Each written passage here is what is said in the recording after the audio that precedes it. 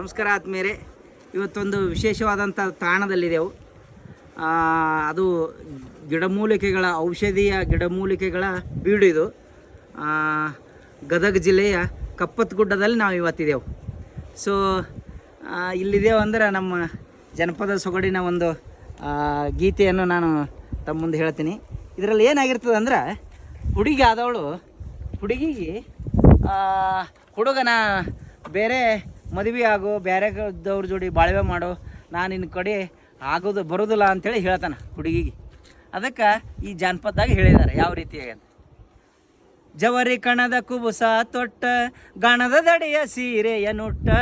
ಜವರಿ ಕಣದ ಕುಬುಸ ತೊಟ್ಟ, ಗಾಣದ ದಡಿಯ ಸೀರೆಯ ನುಟ್ಟ.